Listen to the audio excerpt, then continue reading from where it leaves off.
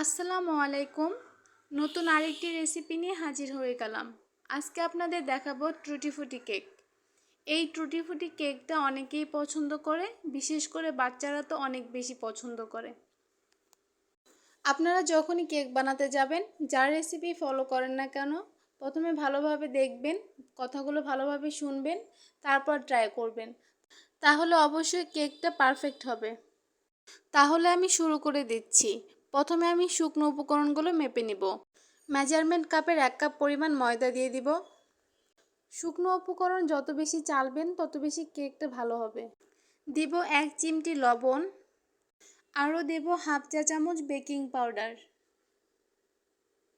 এবার সব শুকনো উপকরণগুলো ভালোভাবে চেলে এক সাইডে রেখে দিব। একটা বোল নিলাম, এখন দুটো ডিম ভেঙে দিয়ে দিব। ডিমটা যদি ফ্রিজে থাকে 1 ঘন্টা আগে বের করে রাখবেন। ডিমের কুসুমটা সাদা অংশ থেকে খুব সাবধানে আলাদা করে নিতে হবে। এবার একটা হ্যান্ড উইক্সের সাহায্যে ডিমের সাদা অংশকে ভালোভাবে ফেটিয়ে নিতে হবে। ততক্ষণ পর্যন্ত ফেটাতে হবে যতক্ষণ না ডিমের কুসুমটা ফোমি ভাব হয়ে যায়। এই কাজটা আপনারা চাইলে ইলেকট্রিক বিটারের সাহায্যেও করতে পারেন। হাফ কাপ চিনি দিব। চিনিটাকে আমি ব্লেন্ড করে গুঁড়ো করে নিয়েছি যাতে করে তাড়াতাড়ি হয়ে যায়। বেশ খানিকটা সময় নিয়ে চিনিগুলোকে ভালোভাবে মিশিয়ে নিতে হবে। এখন দিয়ে দিব ডিমের কুসুম। ডিমের কুসুমটাকেও আমি ভালোভাবে ফেটিয়ে নিয়েছি। এখন দিয়ে দিব 1 কাপ সয়াবিন তেল। সয়াবিন তেলের পরিবর্তে আপনারা চাইলে বাটারটাও ইউজ করতে পারেন। এখন দিয়ে দিব 1 চা চামচ ভ্যানিলা এসেন্স। আপনারা চাইলে যে কোনো ফ্লেভারই ব্যবহার করতে পারেন। কেকটাকে কালারফুল করার জন্য হাফ চা চামচ অরেঞ্জ ফুড কালার দিয়ে দিচ্ছি। এটা একদমই অপশনাল। এখন শুকনো উপকরণ মিশাবো।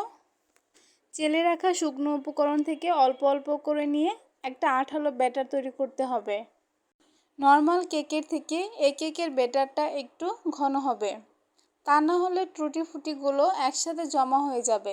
এখন আমি টুটি ফুটিগুলো রেডি করব। আজকে আমি বাজার থেকে কেনা টুটি ফুটিটা ইউজ করছি। বাজার থেকে কেনা এই টুটি ফুটিগুলো অনেক সময় আঠালো থাকে, যার ফলে যখন আমরা কেকের ব্যাটারে দিয়ে দিই তখন সবগুলো টুটি ফুটি একসাথে দলা পাকিয়ে যেতে পারে।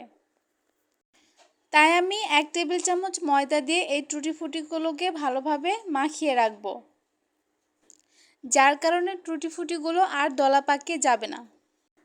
এবার টুটি ফুটিগুলোকে কেকের ব্যাটারে দিয়ে ভালোভাবে মিশিয়ে নিব। এই কাজটা খুব আলতো হাতে করতে হবে। বেক করার জন্য আমি 4 কোণা একটা মোল্ড নিয়েছি, ভালোভাবে তেল ব্রাশ করে নিচ্ছি। এবার একটা কাগজ দিয়ে এটাকে সেট করে নিচ্ছি। কাগজের পরিবর্তে বেকিং পেপারও ইউজ করতে পারেন।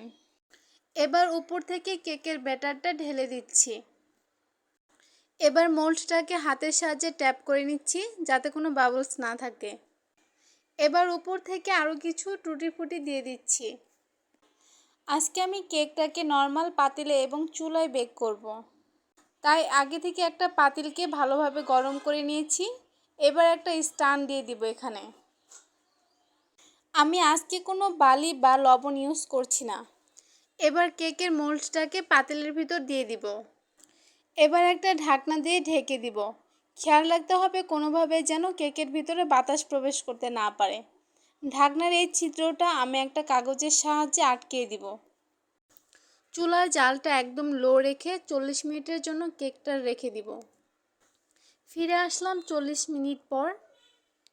এবার একটা টুথপিকের সাহায্যে কেকটাকে চেক করব।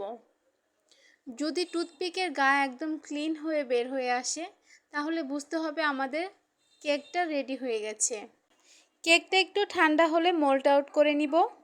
একটা নাইফের সাহায্যে চারপাশে একটু ছাড়িয়ে নিব।